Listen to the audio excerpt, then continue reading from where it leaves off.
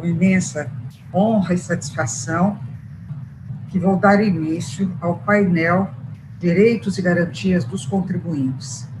Painel fundamental para aqueles que estão estudando o direito tributário, que trabalham com o direito tributário, tendo em vista que a nossa Constituição ela é bastante extensa, bastante rígida e dá muitos direitos e garantias para os contribuintes.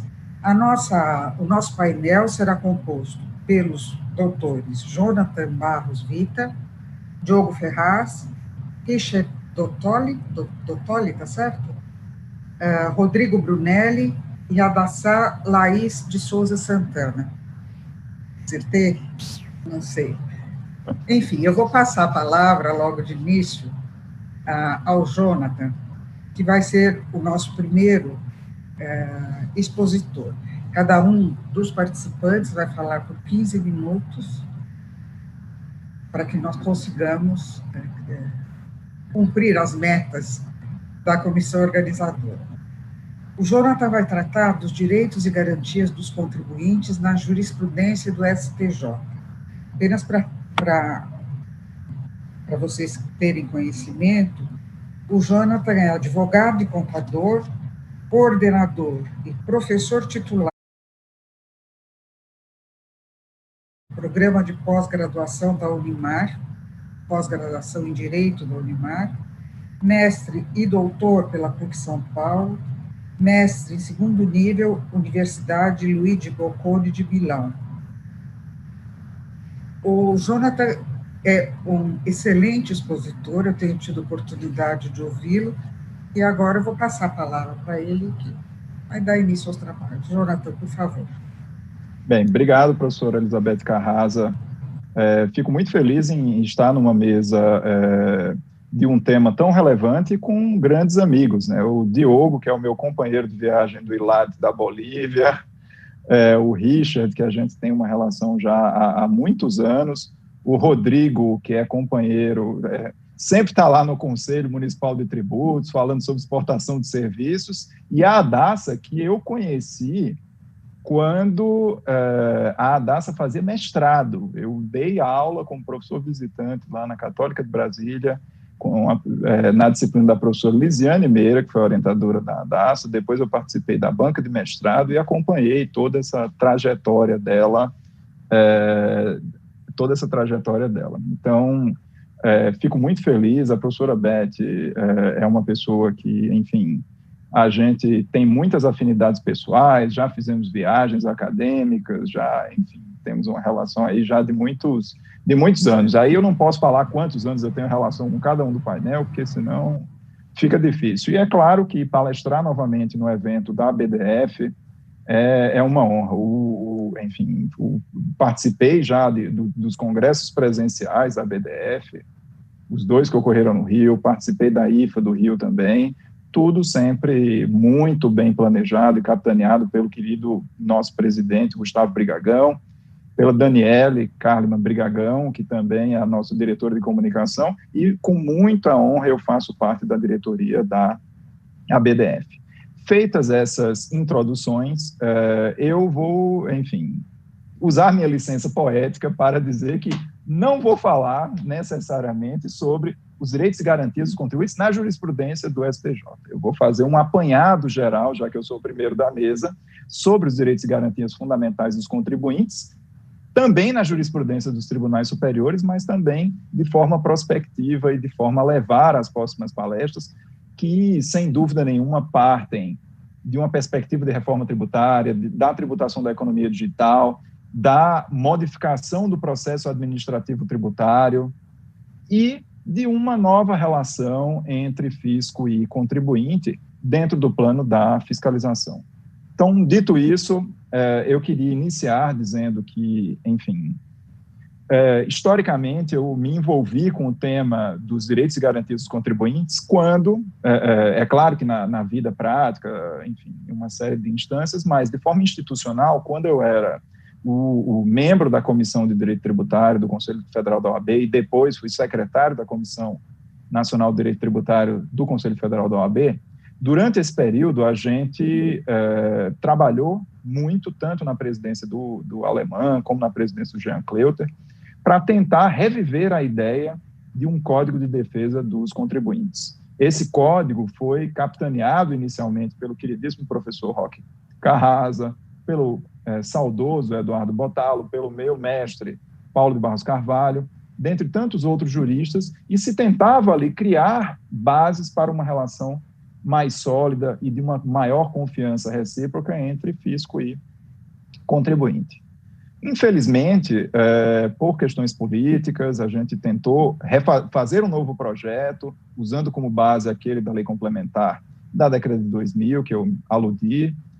Tentamos fazer tudo isso e nada conseguimos no Congresso Nacional. Então, a gente não sabe por que estados como o Estado de São Paulo têm um Código de Defesa dos Contribuintes, tem inclusive um Conselho de Defesa dos Contribuintes, e a União Federal não quer nada a ver com essa história.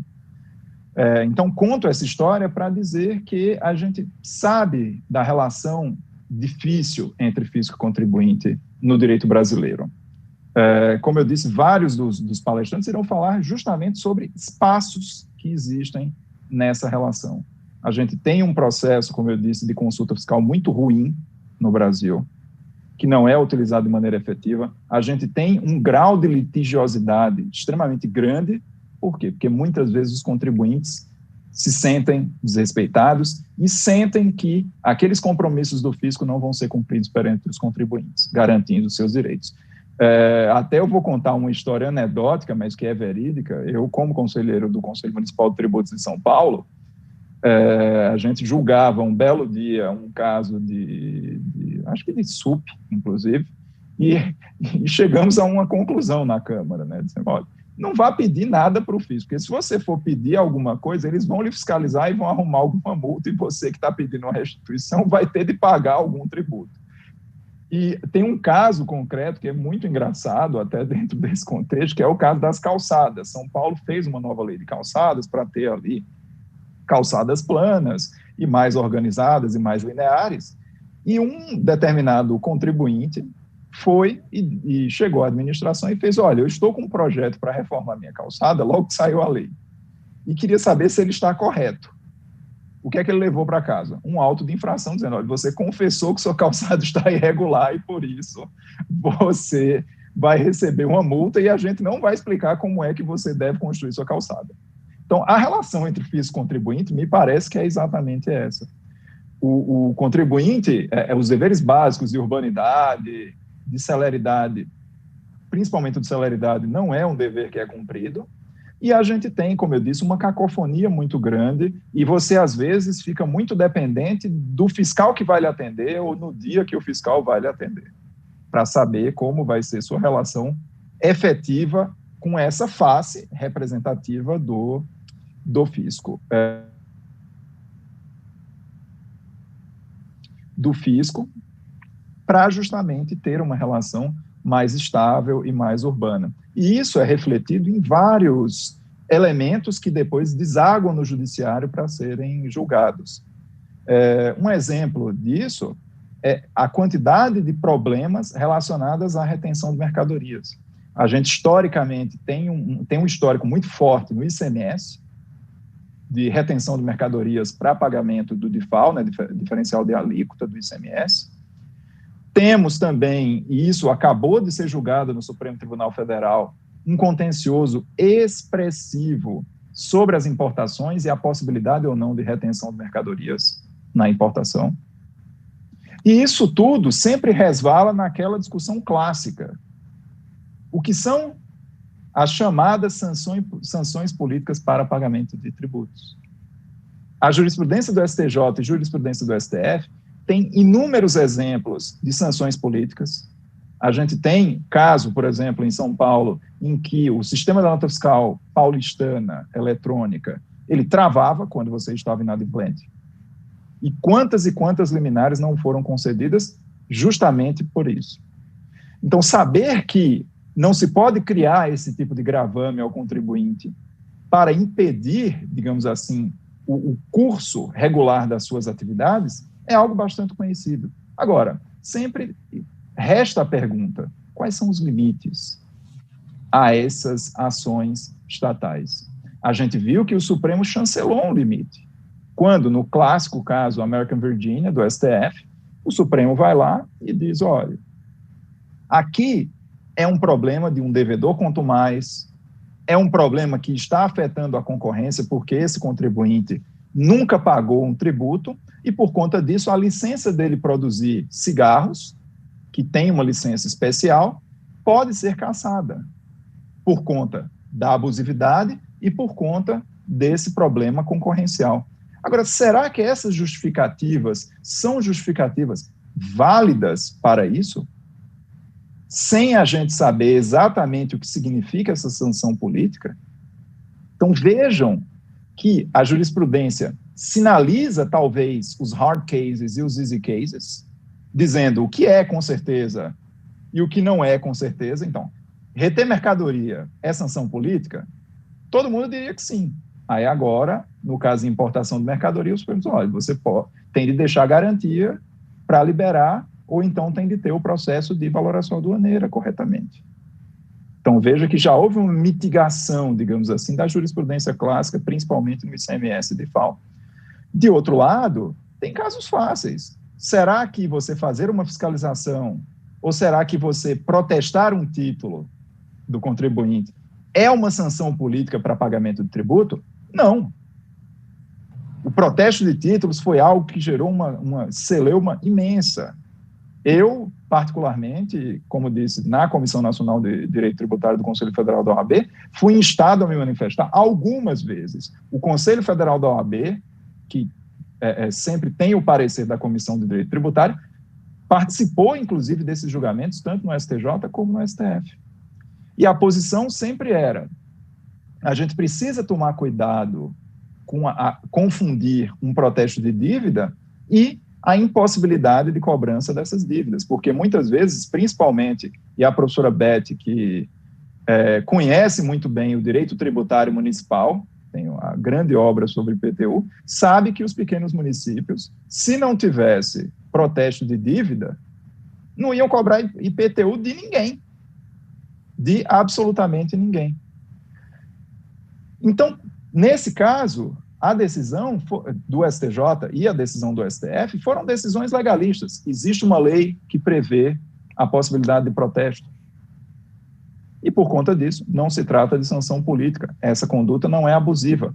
Mas não ponderaram situações em que, por exemplo, existem protestos ultimamente de mais de 1 milhão, 2 milhões, 3 milhões de reais. Então, será que 1, 2, 3 milhões de reais não poderiam ter uma execução fiscal efetiva, ou tinha necessariamente de atrapalhar, digamos assim, esse funcionamento da empresa? Mais ainda, a própria existência da CDA, da certidão da dívida ativa, e da certidão negativa de débitos, são institutos problemáticos. O tamanho dos gravames que são criados junto aos contribuintes vinculados a uma CND movimentam uma grande advocacia. Eu sei que os advogados aqui que trabalham com CND vão ficar chateados comigo, mas será que a gente não poderia pensar em uma relação mais civilizada e que prescindisse da CND para as atividades regulares das empresas? Porque para tomar um empréstimo ela precisa, para contratar com o governo ela precisa, para fazer uma série de atividades e gestões, ela precisa de uma certidão negativa de débitos. E tem empresas que precisam de CNDs atualizadas diariamente. E isso é algo que eu desconheço, um sistema em que tenha tanto trabalho por parte do contribuinte para o exercício das suas atividades vinculada a essa questão tributária. E aí fica a pergunta: será que a existência da CND e os requisitos que são utilizados não ferem direitos e garantias fundamentais dos contribuintes? Essa é uma outra pergunta importante. Então, dentro desse contexto, a gente tem, obviamente, como eu disse, um grau de litigiosidade muito grande, porque direitos e garantias fundamentais dos contribuintes mínimos não são respeitados, e isso pressupõe, obviamente, e eu sei que eu agora já devo ter 3 minutos pela minha conta aqui, Acho que a gente precisa discutir isso dentro de um contexto de um fisco 4.0, que sem dúvida nenhuma a Radassa vai falar ao final, dentro da economia digital, porque a velocidade das fiscalizações, o processo de coleta de dados dos contribuintes é enorme. E, de outro lado, a gente precisa pensar, o processo administrativo é um processo racional? Não existe APA, não existe ACA, e o Diogo com certeza vai falar sobre isso quando falar sobre a consulta fiscal. A consulta fiscal no Brasil ela é muito mal utilizada e no exterior é uma ferramenta importantíssima na garantia de que o contribuinte vai ter um espaço educativo. E isso é uma garantia fundamental. O fisco deve atuar de maneira educativa e não de maneira punitiva. Da mesma forma, quando a gente fala do processo administrativo tributário e do voto de qualidade, isso também passa por uma grande litigiosidade que deságua no processo administrativo e cujas soluções têm criado problemas, tanto para o fisco como para os contribuintes.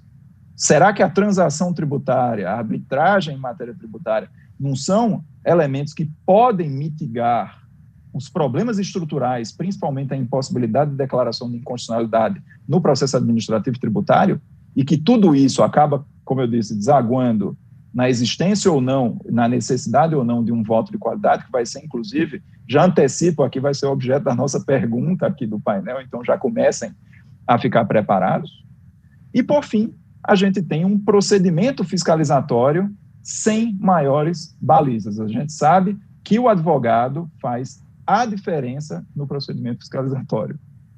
Tendo um fiscal atento, tendo um fiscal que conheça, digamos assim, o funcionamento e a prática daquela empresa, sem dúvida nenhuma você vai ter um resultado muito melhor. E digo mais, muitas vezes, e aí digo dentro de uma perspectiva de julgador administrativo, o que a gente vê é que o procedimento administrativo foi mal conduzido por um descasamento das premissas entre fisco e contribuinte, que levam a resultados assim, absolutamente catastróficos. Vou citar um exemplo e depois concluir, que é o caso, o Rodrigo conhece demais os casos de exportação de serviço, em que a premissa da fiscalização era só existe exportação de serviço, e parafraseando o queridíssimo amigo Roberto Duque Estrada, que é um dos organizadores do evento também, só existe exportação de serviço quando você exporta o exportador. Essa era a premissa da fiscalização. E aí, a premissa do Conselho definitivamente não era essa. E aí a fiscalização vinha totalmente enviesada e deixando completamente de lado os argumentos dos contribuintes. Então, esses exemplos que eu dei dessa vacilância da jurisprudência do STJ e do STF em definir exatamente o que é sanção política, e esses problemas estruturais que precisam ser enfrentados através de uma reforma processual tributária e de uma deflação efetiva do contencioso tributário, precisam ser temas discutidos. Então, eu deixo essas sementes aqui para todos vocês e espero que a gente tenha a oportunidade de continuar a discutir temas tão importantes em eventos tão grandiosos como esse da BDF, que tem mais de 3 mil inscritos. O número de palestrantes, eu confesso que eu já me perdi. Então, assim, se a gente teve, a professora Estael está aqui, a maior live tributária do mundo, porque foram 12 horas lá de live tributária, aqui eu acho que a gente tem o maior congresso tributário do mundo, que é a IFA, no Rio de Janeiro, teve basicamente 2 mil pessoas, e aqui a gente tem mais de 3 mil pessoas. Então, ficam os cumprimentos à organização, ao querido Gustavo Brigagão, a toda a diretoria da BDF, que, como eu disse, faço com muito prazer parte, e volto a palavra à nossa queridíssima moderadora, professora Elizabeth Nazar Carrasa. Obrigado. Muito obrigado, Jonathan, você sempre brilhante, sempre trazendo informações concretas, novas, velhas, e sempre contribuindo para o crescimento do direito. Uma coisa que me chama sempre muita atenção quando nós falamos dos direitos do contribuinte, na relação dos contribuintes com o fisco, é a questão da confiança, né? Parece que a Isabel Berzi insiste muito nisso, né? O que falta nessa relação entre fisco e contribuinte é confiança. O contribuinte não pode confiar na administração. Esses exemplos que você deu, alguns dos exemplos que você deu, são claramente demonstração disso, e, ao mesmo tempo, o fisco não confia no contribuinte. Bem, nós vamos dar sequência ao nosso painel, e vou chamar agora o Dr. Diogo Ferraz. O Diogo vai falar sobre o processo de consulta no direito brasileiro e no direito comparado, apenas para vocês tenham conhecimento. O Diogo é doutor em Direito Tributário pela Universidade de Barcelona, mestre em Direito Público pela UERJ, coordenador do projeto Jurisprudência Tributária e sócio de Freitas Leite Advogados. Então, além de doutor, advogado, espero que vai contribuir aqui com os nossos pensamentos sobre essa matéria. Por favor, Diogo, a palavra é sua. Obrigado, professora Elizabeth. Em primeiro lugar, queria fazer um agradecimento à BDF por ter mais uma vez a oportunidade de participar desse congresso. No passado já tive a chance de homenagear uma pessoa tão querida e importante para o direito tributário como o professor Ricardo Lobo Torres, e hoje tenho também a oportunidade de homenagear um baluarte do direito tributário, como o Igor Maule Santiago falou ontem, um dos pais fundadores do direito tributário, que é o doutor Gilberto de Ulloacanto. Queria pedir para tirar a apresentação por enquanto, pode ser? Vou pedir para colocar mais para frente. Eu queria agradecer também, porque mais uma vez sou brindado por participar de um painel com pessoas que eu tanto admiro, a professora Elizabeth, meu amigo Jonathan, Richard, Rodrigo, Radassa, e é uma honra e é uma responsabilidade, né, porque fazer uma apresentação minimamente à altura da apresentação deles é sempre muito difícil. Essa responsabilidade aumenta ainda mais, porque pelo segundo ano consecutivo eu tenho que falar depois de alguém do Nordeste, e é muito difícil competir com a eloquência dos nossos amigos nordestinos, né? Ano passado eu tive que competir com a eloquência da professora Mary Elbe e agora com a do Jonathan, mas enfim, eu vou tentar. O tema que me coube foi o processo de consulta no direito brasileiro e no direito comparado. O Jonathan já jogou algumas iscas aí, alguns spoilers, no bom sentido, do que eu vou falar. E eu confesso que quando eu recebi esse tema, eu tive um sentimento um pouco dúbio, assim, porque, por um lado, se a gente pensar no mundo ideal tributário, né, num mundo em que haja uma relação cooperativa, colaborativa, com confiança, como a professora Elizabeth disse agora, entre fisco e contribuinte, né, que haja um diálogo franco, aberto entre todos, o processo de consulta certamente seria um papel fundamental, né, seria uma peça muito importante dessa engrenagem, porque serviria de canal para essa interlocução entre fisco e contribuinte. Então, eu ficaria muitíssimo feliz de falar sobre algo tão importante sistemicamente como o processo de consulta. Mas, ao mesmo tempo, quando eu recebi esse tema, mais uma vez veio para mim a certeza de que o mundo real está muito, muito, muito distante desse mundo ideal, né? O mundo real, a gente tem que caminhar muito ainda para chegar sequer perto desse mundo ideal a que eu acabei de me referir.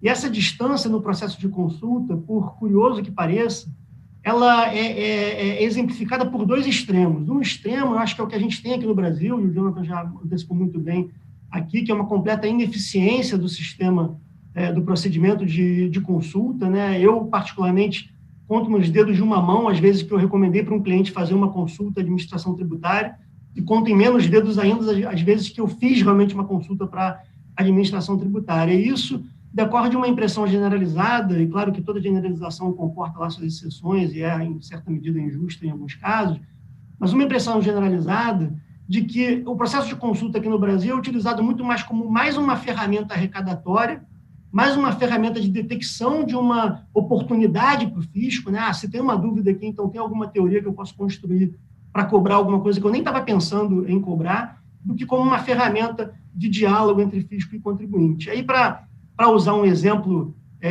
concreto, né, na linha também do que o Jonathan colocou, me vem à cabeça exatamente o caso do ISS exportação, especificamente na gestão de fundos estrangeiros.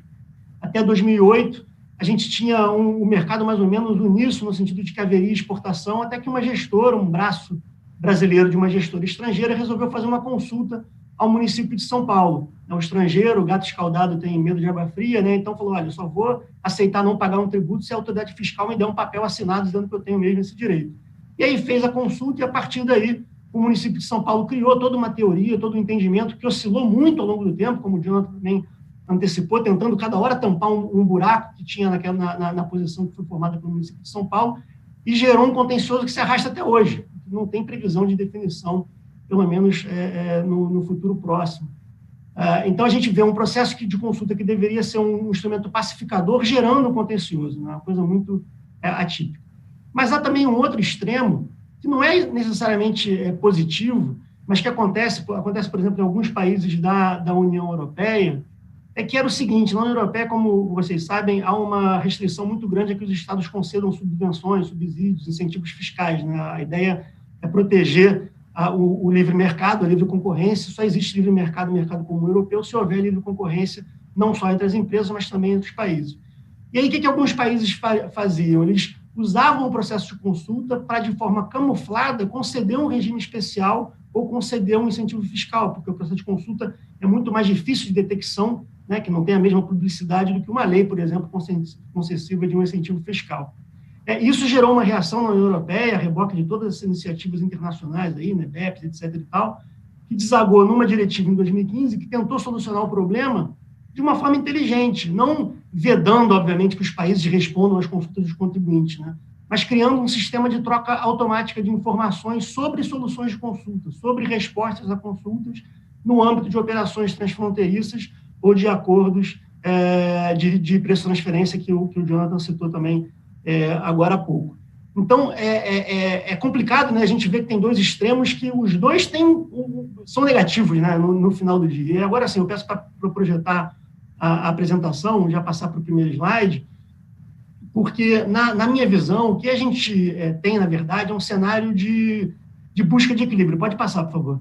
De busca de equilíbrio, né? Como chegar a um meio termo aí entre o extremo em que a consulta é usada para fins arrecadatórios e o extremo que a consulta é usada para concessão camuflada de benefícios. E aí, para não me acusarem de ter complexo de vira-lata, eu nem quis tomar partido de onde o Brasil está exatamente, mas o que eu quis fazer foi o seguinte: eu falei, poxa, vamos ver então se a estrutura do procedimento direciona para um extremo ou outro, direciona para o equilíbrio. E aí eu pedi ajuda de alguns amigos, e fica aqui de público meu agradecimento ao João Nogueira, do IBFD, ao João Ricardo Catarino, da Universidade de Lisboa, e ao meu querido orientador Luiz Alonso Gonçalves, da Universidade de Barcelona, que me deram subsídios para fazer essa comparação entre o que a gente tem em termos de procedimento aqui no Brasil e o que existe de procedimento lá fora. E aí eu peço para passar para o próximo slide, porque eu selecionei 6 elementos que me pareceram importantes. Óbvio que foi um corte metodológico aí arbitrário, né? Certamente tem outras características que são tão importantes quanto, mas me pareceram elementos interessantes para a gente ver até que ponto a estrutura influencia a eficiência.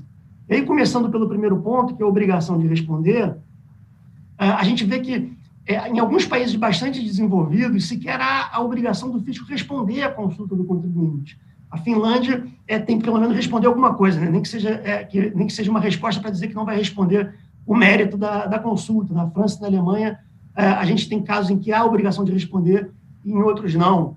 Mas não há, a gente já começa a ver que não há uma uniformidade. Essa vai ser, na verdade, a conclusão que a gente vai chegar. Não há uma uniformidade entre os procedimentos de consulta que funcionam e os procedimentos de consulta que não funcionam. O único ponto de uniformidade é esse segundo ponto, que é a vinculação da administração, que é meio óbvio também, né? Quando o contribuinte faz uma consulta à administração pública, espera-se que essa consulta, que a resposta que a administração dê, seja vinculante a ela, até mesmo em termos de confiança, como a professora Elizabeth mencionou. A Suécia tem uma situação curiosa, porque cabe ao contribuinte usar ou não a consulta, porque quem responde à consulta é um órgão central, e quem fiscaliza o contribuinte é um órgão regional, e aí o contribuinte não está obrigado a comunicar ao órgão regional a consulta que ele fez, e o órgão central está proibido de comunicar ao órgão regional a resposta à consulta.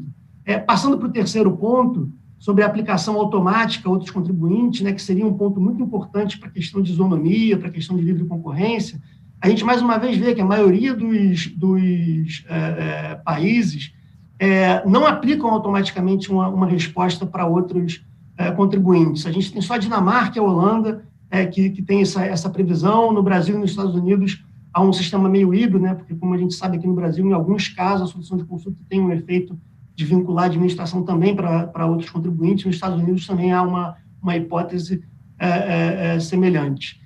O quarto ponto que eu achei interessante foi a questão do prazo. A legislação prevê ou não um prazo expresso. E aí muitas legislações prevêem, mas muitas legislações também não prevêem. E as que prevêem, o prazo varia muitíssimo. Vai de 60 dias em Portugal até os nossos 360 dias. Muitos países ficam em torno de 3, 6, 9 meses o prazo previsto na legislação. Mas isso tem que vir acompanhado de outra coisa, né? Há consequência para o descumprimento do prazo, e aí a gente chega no quinto ponto e vê que, na maioria das hipóteses, o prazo é meramente indicativo. Os únicos casos que eu encontrei consequências concretas foi na França e na Itália. Na França, a autoridade administrativa está proibida de fazer um procedimento de investigação de abuso de direito, e na Itália prevalece a interpretação do contribuinte. Na Espanha, a legislação não prevê uma consequência diretamente, mas as decisões judiciais, algumas delas, afastam penalidades, caso a administração pública demore muito a responder. E, por fim, o que talvez fosse o mais importante em termos sistêmicos e para os contribuintes como um todo, na questão da publicidade, a gente também não vê uma uniformidade. Muitos países publicam as soluções de consulta, com, obviamente, omissão de dados sensíveis, mas muitos países desenvolvidos não publicam as soluções de consulta, e outros, como a Dinamarca e a Finlândia, mais uma vez, publicam em alguns casos, em outros não. Há algumas outras curiosidades também, países em que quem responde à consulta é um órgão tipo CARF, que conta com representantes da sociedade civil. Em Portugal, há um procedimento de fiscalização a pedido, ou seja, o contribuinte chama a fiscalização para ver se está tudo ok, porque a partir daí começa a contar o prazo de prescrição, isso pode ser útil para eles. Mas a conclusão que eu chego é que, para o bem ou para o mal, não há nada muito mais sofisticado em termos estruturais do que o que a gente tem aqui no Brasil. Não há fórmula mágica, na minha opinião, para que o sistema de consulta seja eficiente ou não, pelo menos em termos procedimentais. E aí a gente chega a uma conclusão meio óbvia, que o Jonathan já antecipou bastante na apresentação dele, mas é sempre bom a gente constatar o óbvio a partir de dados objetivos, né? Que a questão é muito mais psicológica, né? Comportamental, cultural, de confiança, como a professora Elizabeth falou, e é dos dois lados, né? E aí o processo de consulta, nesse contexto, ele pode ser parte da solução ou ele pode ser parte do problema. Ele pode ser parte do problema porque um sistema ineficiente de consulta, ele é sintoma de um ambiente tributário ruim entre fisco e contribuinte, né? Só com um ambiente tributário bom, você vai ter um diálogo franco, aberto, equilibrado, e o processo de consulta vai ter lá a sua utilidade, ou vai ter lá a sua eficácia prática, né? Caso contrário, vira um ciclo vicioso, né? Você não tem confiança, consequentemente a consulta desvirtuada gera menos confiança ainda, e assim a gente fica nesse looping maluco aí que a gente vivencia, pelo menos na minha opinião, aqui no Brasil.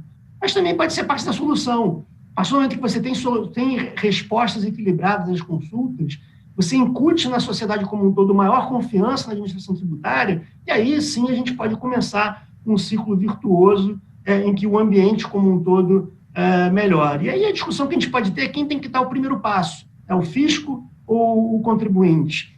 E no caso do processo de consulta, na minha opinião, feliz ou infelizmente, quem tem que dar o primeiro passo é a administração pública. E por um motivo simples, é ela que tem a caneta. Quem tem a ferramenta, os instrumentos para transformar o processo de consulta em algo mais equilibrado, em algo não enviesado com objetivo puramente arrecadatório, são as administrações tributárias.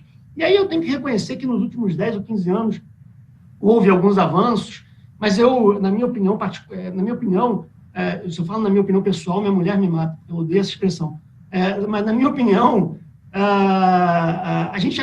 os avanços são muito tímidos, né? Eu conversando com um amigo meu outro dia, um querido amigo meu outro dia, a gente estava conversando, mas agora a Fazenda Pública desiste de processos em que há jurisprudência consolidada. Me desculpa, isso não é mais do que obrigação de uma administração tributária que se pretende exemplar, e na minha visão o Estado tem que sim dar o exemplo, né? Se ele tem muito poder, ele tem que ter também muita responsabilidade, e uma delas é adotar sempre uma conduta exemplar. E aí, para finalizar, eu queria pegar o gancho de uma fala do Daniel Ávila, né, que é um dos mais brilhantes quadros da PGFN. Ontem ele participou do painel sobre desafios do contencioso tributário. Ele finalizou a exposição dele com uma fala que ele retirou do James Tobin, de que o otimismo não funciona, mas o pessimismo funciona. E aí ele propôs que a gente adotasse um otimismo estratégico, porque se a gente for otimista, as coisas podem melhorar, se a gente for pessimista, as coisas não vão melhorar de jeito nenhum. Eu, sinceramente, tenho certa dificuldade para ser tão otimista, mesmo estrategicamente. Mais uma vez, a minha mulher, que é uma fonte de inspiração minha, fala que é por causa do meu signo, que eu sou Capricórnio e tal. Eu já acho que é porque eu trabalho há muito tempo com direito tributário. E aí eu prefiro ser realista. Eu acho que a gente tem que reconhecer que houve alguns avanços, mas a gente também tem que reconhecer que há muito caminho pela frente, que os avanços são muito tímidos, e só sabendo o tamanho do desafio que a gente vai estar à altura dele. E são eventos como esse, que propiciam a convivência da academia, com representantes da iniciativa privada, do poder público, que a gente pode construir um ambiente tributário melhor, e é isso que eu espero que esse painel e todos os outros tenham contribuído também. Era isso que eu tinha para expor, acho que observei o tempo pela primeira vez na minha vida. Muito obrigado, e devolvo a palavra para a professora Elizabeth. Parabéns, você fez uma excelente exposição, você fala tão bem quanto os nordestinos, viu? Não se preocupe. Você é fluente como eles. Porque realmente ganhar deles não é fácil. Até chegar a ficar igual, pode ser. Mas antes de nós, mas parabéns, realmente eu acho que as suas colocações foram precisas e lastimo muito que a consulta não seja utilizada com mais seriedade, tratada com mais seriedade pela administração no Brasil. É uma pena, porque ela seria muito útil até para as atividades do contribuinte e para a própria atuação da administração. Antes de passar a palavra para o próximo painelista, eu esqueci de dar uma notícia no início do nosso painel. É que hoje vai ser lançado o livro Temas de Direito Tributário, em homenagem a Gilberto de Lima Canto, com artigos escritos por diversos autores painelistas. E um exemplar do livro será sorteado pela produção do evento e o nome será encaminhado para nós aqui. Gilberto de Lima Canto, homenageado desse congresso, era uma pessoa excepcionalmente agradável. Eu tive a oportunidade de conhecê-lo nos cursos de especialização organizados pelo saudoso também, Geraldo Ataliba, na PUC, e lá pude ver a sua grandeza. Ele foi dar palestras algumas vezes nesses cursos do Geraldo Ataliba. Então, de qualquer forma, vocês terão a oportunidade de concorrer, pelo menos, para ganhar um exemplar do livro, ou poderão adquiri-lo, né, das maneiras tradicionais. Nós vamos agora, então, passar a palavra ao próximo painelista, o Dr. Richard Dottoli. Deixa eu só achar aqui. Ele vai falar sobre o voto de qualidade nos tribunais administrativos, estágio atual e controvérsias. Dr. Richard é advogado, doutor em Direito Tributário pela UERJ, professor dos cursos de pós-graduação na UERJ e na Fundação Getúlio Vargas do Rio, sócio do Costa e Tavares Pais Advogados. Então, mais um professor, também advogado. Aliás, acho que todos aqui deste painel desempenham também atividade advocatícia. Eu vou passar, então, a palavra ao Dr. Richard para falar. Muito obrigado, professora. Eu acho que a primeira fala de agradecimento é uma grande honra, um grande privilégio poder estar participando do painel, tendo a nossa vice-presidente como condutora dos trabalhos. Eu me sinto muito honrado e muito prestigiado de estar com amigos de longa data. Diogo, a gente já teve em projetos BEPS da UERJ, Jonathan, quando ele ainda estava lá, o Abela, em Brasília. O Rodrigo, a gente já se cruzou algumas vezes no tribunal. A Radassa é uma amiga nova, mas estamos sempre em Brasília. É um grande prazer poder estar com vocês. E parabenizar toda a BDF. Claro, a figura do Gustavo é central, da Dani também, pela organização do Congresso. E eu acho que uma coisa que me parece importante a gente enfatizar é a coragem e e essa determinação de nós mantermos o nosso congresso nesse formato, que é um grande desafio e está sendo um enorme sucesso. Parabéns a todos vocês da organização, parabéns à diretoria da BDF. Bom, o tema que me coube, a gente tinha combinado uma coisa antes, o Diogo não cumpriu, não era para fazer apresentações tão bacanas assim. Acabei não fazendo uma apresentação, mas o meu tema, que é a questão do voto de qualidade, ele ganha uma temperatura esse ano, né, o fim do voto de qualidade, uma temperatura muito grande com a edição da Lei 13.988, agora em abril. Eu vou separar a minha apresentação em 4 partes. A primeira delas trata de um início. Esse início, ele me pareceu, eu acho que quase todos compartilhamos desse entendimento, de que foi um início muito conturbado. Primeiro, nós tivemos uma questão que particularmente, eu acredito que faltou um aprofundamento no debate legislativo, faltou a gente poder discutir mais o tema. Faltou isso. Ele entrou rapidamente dentro da medida provisória, ele tinha uma outra proposta, que era uma questão de penalidade, e acabou virando o que nós recebemos. Depois, logo em seguida, nós tivemos uma polarização.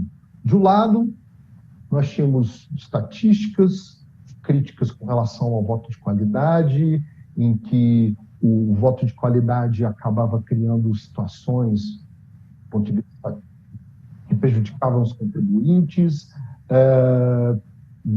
e essa ideia era fomentada por levantamentos, por dados estatísticos e tal, que eu acho que era importante para chamar a atenção do tema. Por outro lado, nós também recebemos críticas, e essas me pareceram bastante duras, porque elas unificavam a crítica. Elas traziam pessoas, porque atrás do CARF, né, do Conselho Federal de Recursos Fiscais, nós temos pessoas, nós temos representantes do fisco, temos representantes do contribuinte, esses agora sob um sistema bastante rígido e até, de certa forma, complexo de seleção, temos nomes muito brilhantes, e quando a gente escuta a crítica de que a dúvida com relação à independência com relação aos votos, eu acredito que isso acaba personificando a crítica. E uma outra coisa, que assim, a crítica na OCDE, dizendo que isso geraria isso representaria uma falta de compromisso do Brasil com relação a combate à lavagem de dinheiro, ao tráfico de drogas. Então a gente chega chegou em pontos assim, desse início do fim do voto de qualidade, eu acho que muito conturbados, né? Ele ficou muito contundente, e eu acho que isso não ajudou muito o debate, não ajudou a gente a discutir muito bem o que aconteceu, né? Então, esse primeiro ponto, esse início me pareceu bastante duro, muito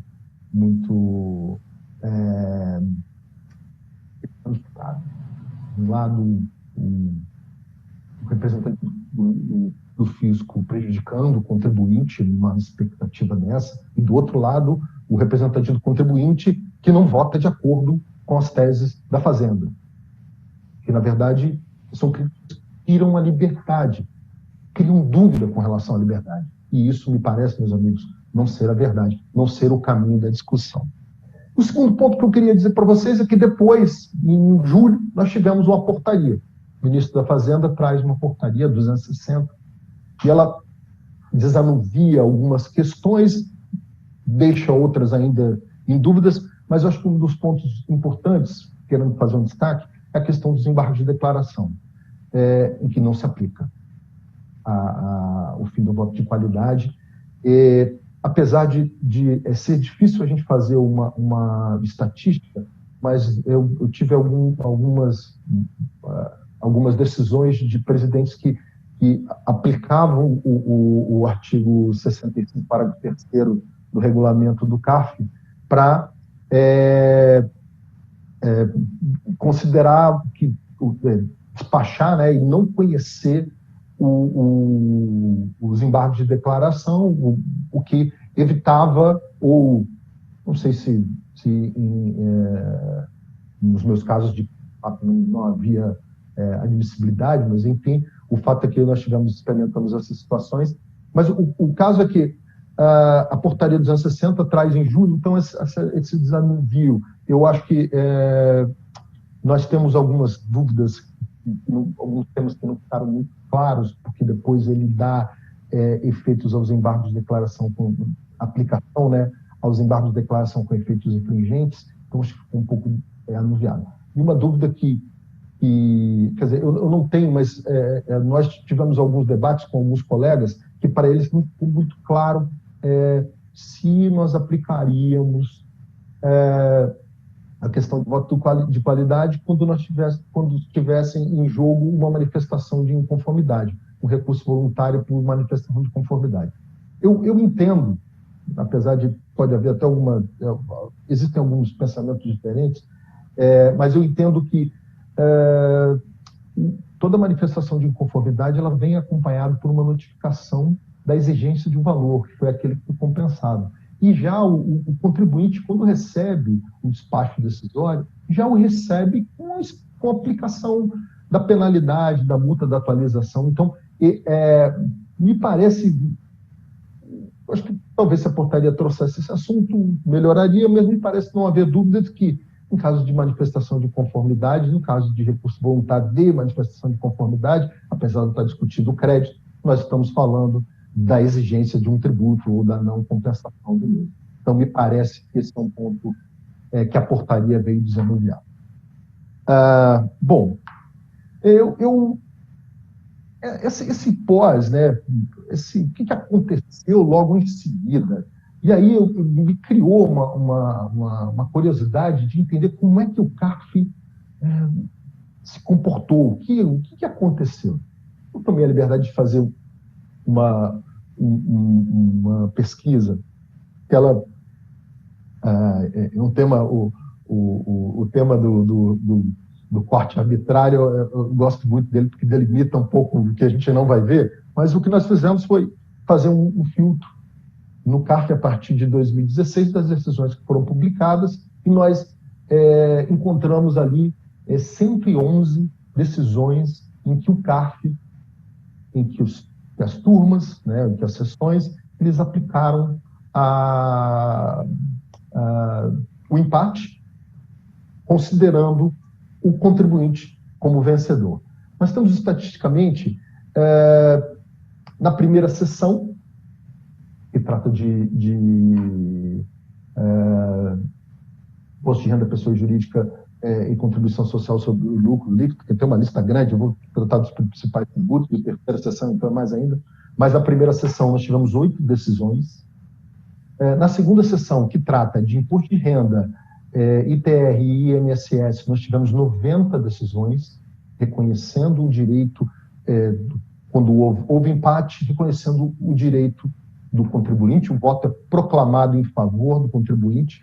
E na terceira sessão, que é a PIS e COFINS, aquela sessão que tem vários temas juntos, mas basicamente PIS e COFINS, nós tivemos dois votos. Nós também identificamos que o CARF, também na Câmara Superior, nós tivemos 10 decisões que trataram desse tema e que foram julgados favoráveis ao contribuinte. Na primeira turma da Conselho da Câmara Superior, até a doutora Andréia Simantobi, grande amiga, está na presidência, nós tivemos vários temas decididos, e dentre eles eu destaco a questão da multa de 50% de estimativa, quando ela é concomitante com a cobrança do tributo. Ela foi afastada num voto de empate e foi considerado favorável ao contribuinte. Então, temos ali, desse comportamento do CARF, nós temos ali aproximadamente 110 decisões em que elas você vai encontrar julgamentos em que foi proclamado o voto favorável ao contribuinte, e o que demonstra assim, é uma estatística, uma análise, mas o que demonstra que o quê? Que o CARF, na verdade, recebeu a decisão e a vem aplicando com certa, digamos assim, tranquilidade. Toda vez que a turma entra em um empate, ele faz a aplicação sem muitas celeumas. Eu vi alguns votos, olhei alguns votos. Mas o CARF também traz para nós um outro levantamento, que é o levantamento estatístico, isso é público, está disponível para todos, em que ele demonstra que esse ano nós tivemos uma expressiva quantidade de julgamentos. Eu acho que até esse ambiente digital acaba permitindo que alguns temas que já são do conhecimento da turma, em que eles possam ter um julgamento com uma velocidade um pouco maior do que se faz quando há o julgamento presencial. Então, tivemos uma performance bastante interessante. Mas o fato é que ele traz um quadro de como o CARF analisou a unanimidade, como o CARF julgou por maioria, quantos por cento julgou por voto de qualidade, quantos por cento julgou por empate, né? E ele traz até outubro. Nós temos julgamentos unânimes, 91%, 91,6% são julgamentos unânimes. As turmas julgam por unanimidade, né? Quando a gente faz um retrospecto desse mesmo item para 2019, nós vamos ver que esse número não muda muito. Nós vamos ver que 81% dos casos também foram julgados por unanimidade. Se retornar 2018 e 2017, você vai ver que o comportamento é praticamente o mesmo. Por maioria, nós tivemos 6%, né, para esse ano. O ano passado, de 2019, 13% dos votos foram por maioria, 18, 16%, em 17, 21%. Depois nós temos um dado que me parece importante, que eu acho que esse é a linha do que nós estamos discutindo. Claro, como toda estatística, ela traz possibilidade de argumentação a favor ou contra. Mas o fato é que me parece que a questão do voto de qualidade, ela qualitativamente talvez tivesse um ambiente mais desfavorável ao contribuinte, mas, de fato, quando a gente olha os números mais frios do CARF, a gente vai ver que, em quantidade, eles representam, por exemplo, esse ano, 2%. Né? Representaram 2%. O ano passado, 5%. 2018, 6%. 2017, 7%. Então, no total de julgamentos do CARF, nós estamos tratando da qualidade, de temas de qualidade, de voto de qualidade, uma parte pequena do quantitativo de votos, do quantitativo de processos julgados. Então, eu acho que em cima disso que talvez a gente, em algum momento futuro, e aí é uma proposição para o futuro, a gente analisar esse empate. Quais foram as matérias que criaram o empate? Quais foram os temas que foram empate? E também fazer um retrospecto do que acontecia lá com relação aos votos de qualidade, para a gente poder ter uma comparação. Ainda não conseguimos fazer isso. Mas me parece que uma pergunta bastante pertinente para a gente fazer num futuro breve seria se a mudança na composição das turmas geraria um impacto em resultados. Se as turmas ficariam alternando por mudança de composição, alternando os seus julgamentos, as suas decisões. Eu acho isso uma questão importante para a gente avaliar. Por quê? Porque também torna premente, torna importante que a Câmara Superior e que o próprio CARF também comece a repensar a questão do próprio voto de qualidade e do próprio fim dele. A gente poder encontrar um outro tipo de proposição, né? Que me parece, e aí eu tenho uma sessão, eu sempre me lembro muito dela, porque assim, duas sessões que eram importantes. Uma que o voto de qualidade foi favorável ao contribuinte, e nós estávamos representando o contribuinte. E no outro, que o voto de qualidade foi desfavorável ao nosso cliente, ao contribuinte que a gente estava representando. Então, quando eu olhei aquilo, eu falei assim, nossa, quando eu tive um voto de qualidade que me foi favorável, né, quando o presidente era tudo bem, quando me der desfavorável, a gente tem essa sensação. E talvez nós tenhamos que, aproveitando essa mudança da legislação e os impactos, analisar o comportamento do CARF e verificar como ele vai se comportar para o futuro, para a gente poder fazer o quê? Fazer proposições de alteração, proposições que talvez voltem àquela inicial. Na dúvida, vamos afastar a penalidade ao contribuinte. Na dúvida, vamos permitir que ele vá ao Poder Judiciário com a suspensão da exigibilidade, para que o Poder Judiciário possa discutir. São temas que ainda são necessários e são importantes de se discutir. Por fim, e já finalizando um pouco a minha exposição, nós temos um outro tema que nos aguarda no Supremo Tribunal Federal. São 3 ADIs, a 6399, que é da PGR, né? A ADI 6403, que é do partido PSB, desculpa, a ADI 6415, que é da Associação Nacional dos Auditores Fiscais. E em todas elas, em quase todas elas, nós temos como uma linha mestra de argumentação a questão da inconstitucionalidade formal, ou seja, nós tivemos um aproveitamento do Jabuti, salvo engano, acho que é isso, Jabuti, que é o tema que se toma de empréstimo numa medida provisória para que ele possa ser apreciado conjuntamente, mas esse é um tema que vai ser objeto de bastante discussão no Supremo ainda. O ministro Marco Aurélio optou por um julgamento um pouco mais extenso, não apreciou os pedidos de liminar, foi direto no julgamento, e nós temos diversos pedidos de amicus curiae. Então, nós temos ainda um longo caminho pela frente quando a gente fala do tema perante o Supremo Tribunal Federal. Mas eu acredito que, a depender do desfecho desses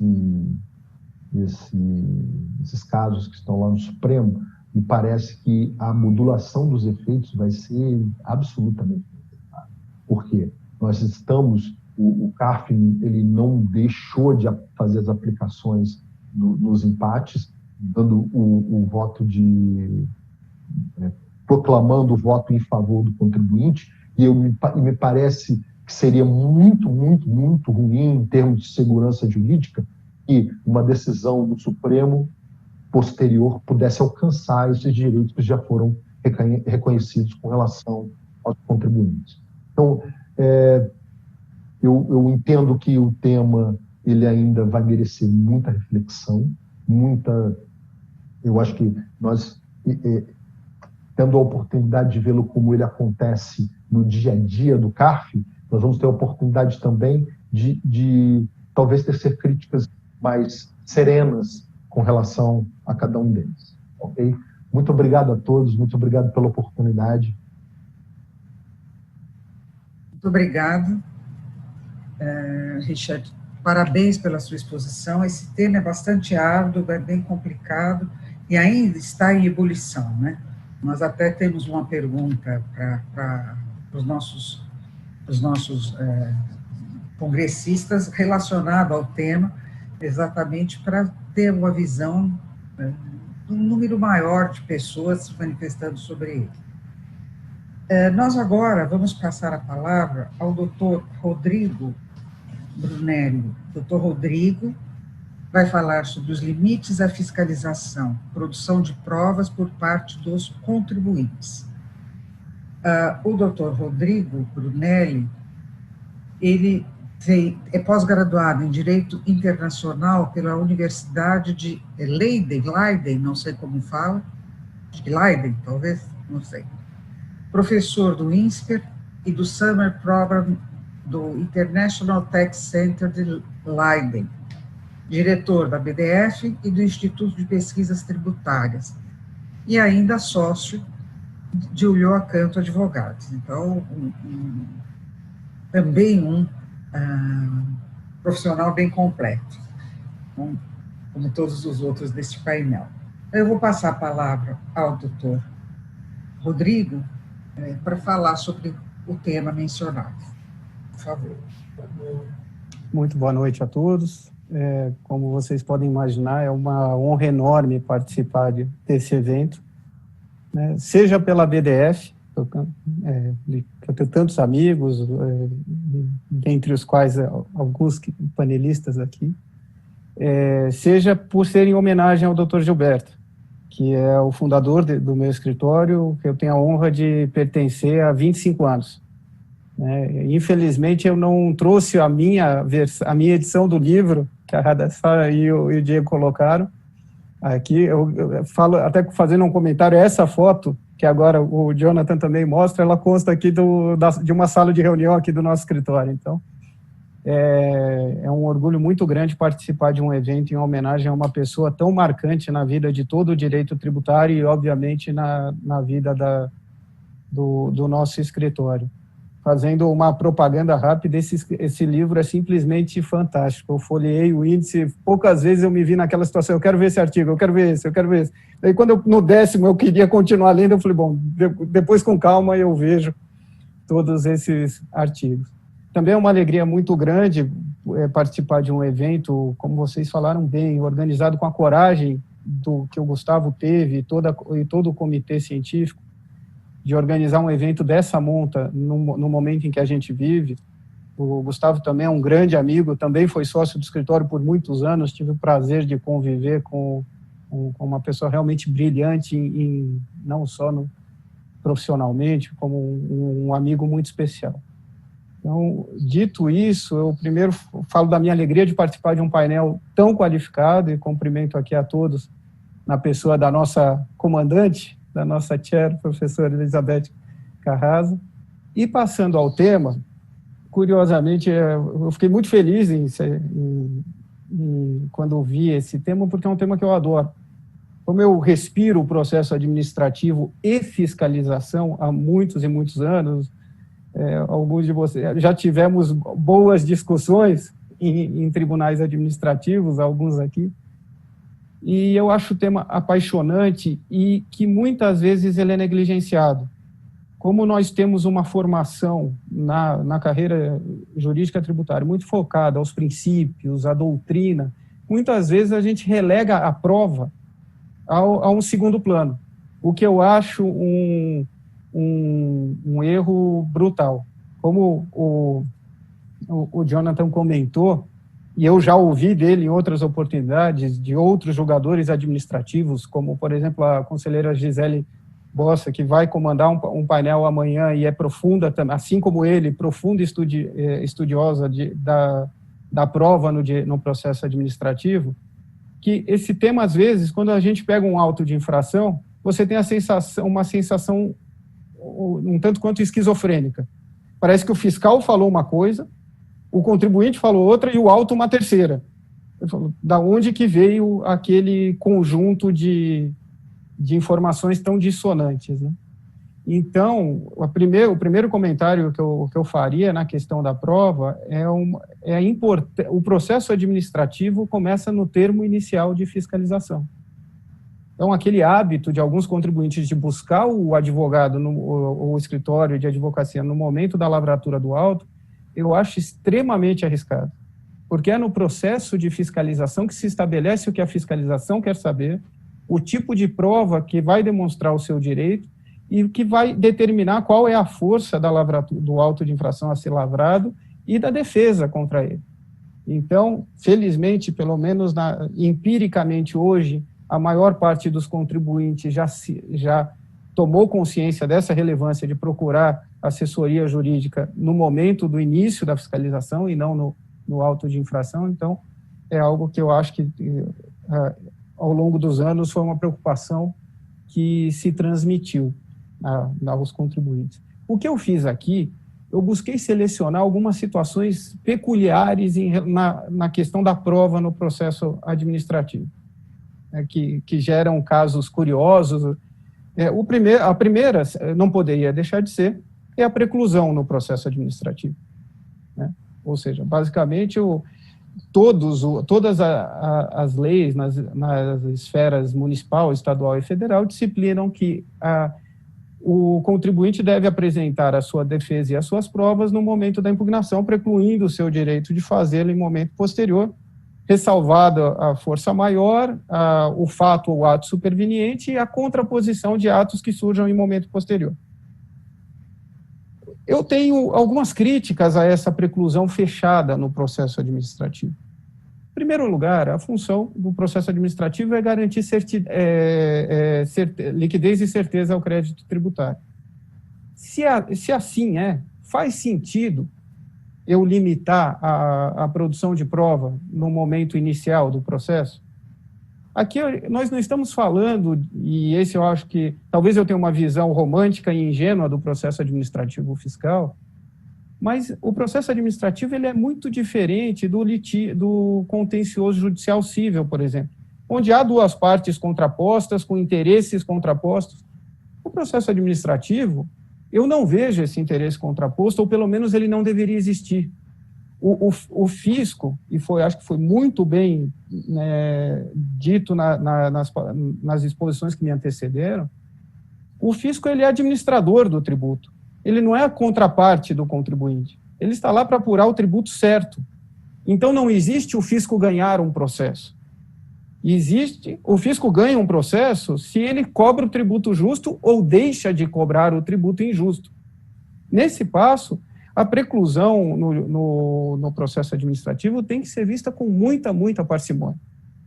Eu entendo alguns argumentos em benefício da observância da preclusão. De um lado, eu preciso ter uma igualdade de armas, eu preciso garantir o contraditório. Mas esses princípios têm que ser contemporizados com o fato de que o fisco deve procurar é o tributo correto. Se eu vou aparecer na sustentação oral na Câmara Superior de Recursos Fiscais com um DARF que prova o pagamento daquele tributo, esse auto tem que cair. E não é porque eu tenho que ser favorável ao contribuinte, eu tenho que ser favorável à liquidez e certeza do crédito. O outro argumento que é muito comum, não, mas a preclusão ela é importante porque o contribuinte, ao contrário do fisco, pode levar o seu pleito à esfera judicial, no caso de uma decisão desfavorável administrativa. E, da mesma forma, se eu tenho um documento ou uma evidência que vai sanear aquele crédito tributário, eu tenho a obrigação de acatá-la, para não onerar a esfera judicial. Então, eu vejo que a preclusão ela tem que ser vista com muita, muita parcimônia no processo administrativo, em benefício da verdade material, com a aplicação do princípio do formalismo moderado. E, felizmente, em alguns órgãos julgadores, eu tenho visto uma boa receptividade a esses fatos, a essa necessidade. Infelizmente, nós fizemos um levantamento rápido e encontramos uma certa recorrência de decisões na Câmara Superior de Recursos Fiscais, no âmbito federal, dando uma interpretação um pouco mais restrita e aplicando de forma mais rígida a preclusão em casos mais recentes, anteriores à pandemia. Espero que isso seja uma tendência, uma coincidência passageira, um período específico, e que não se mantenha, porque realmente A preclusão, a meu ver, ela é bastante deletéria no processo administrativo. Passando para um segundo ponto, que também é bastante interessante, é a questão da prova com base na informação de terceiros. Aqui a gente vai até falar de um caso que o Jonathan e o Diego mencionaram. Quando a fiscalização começa e eu peço para um gestor de fundo de investimento que abra toda a cadeia societária de um investidor não residente até o beneficiário efetivo. Ele não tem essa informação, ele não é obrigado a ter, e o cliente dele não é obrigado a fornecer. Ele fica numa situação, ele fica num nó gordo, porque ele não consegue apresentar, ele fica sujeito a penas agravadas, embaraço à fiscalização. Então, tem que se tomar muito cuidado quando se pede uma informação a um contribuinte, verificar se é factível, se ele possa obter essa prova. Tratando da gestora de fundos de investimento no exterior, o caso da exportação de serviço, em algumas fiscalizações o fisco chega a pedir que você abra onde o fundo, indiretamente o fundo investe, qual é o último título onde ele investe, para verificar se existe alguma ação ou algum título brasileiro. Como você pode exigir que o gestor brasileiro de um fundo que investe em outros fundos no exterior vá ter essa informação? Uma informação extremamente desafiadora de se obter e que gera toda sorte de sabor para o contribuinte, como bem disse o Jonathan. Às vezes, autos são mantidos sob a alegação de que você não fez uma prova negativa, você não provou que não investe no Brasil. Ora, como que se faz uma prova dessa?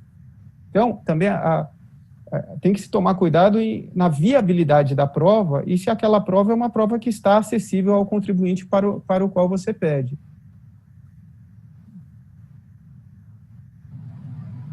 Aqui, um outro ponto bastante polêmico é a questão da prova emprestada, né? Quando você começa uma fiscalização e você e no curso dessa relação com o fisco, você nota toda uma sorte de informações que foram construídas e geradas em outras fiscalizações, envolvendo outros contribuintes, discussão essa na qual aquele contribuinte não participou. Como que ele pode, adequadamente, construir a tese dele, entender do que ele está sendo acusado, e que esse devido contraditório seja respeitado. Aqui, um exemplo que eu cito é uma discussão clássica aqui na esfera estadual de São Paulo, que é a questão da aquisição de produtos de fornecedor que foi declarado emissor de documento inidôneo. Normalmente, o contribuinte vem, ele acessa o site da Secretaria da Fazenda e verifica se a situação daquele fornecedor é regular. Sendo regular, ele efetua o pagamento e toma o crédito daquela operação. Posteriormente, aquele fornecedor é declarado emissor de documento fiscal inidôneo, em uma fiscalização do qual o contribuinte não participa, e o efeito é a glosa do crédito da aquisição do adquirente. Ora, eu estou transferindo ao adquirente o ônus de fiscalização que sequer a Secretaria da Fazenda foi capaz de fazer. Ela testou a regularidade dele. A partir do momento em que ela declara inidôneo, eu acho perfeitamente cabível. Aí você tem um caminho fácil de avaliar a idoneidade daquela pessoa.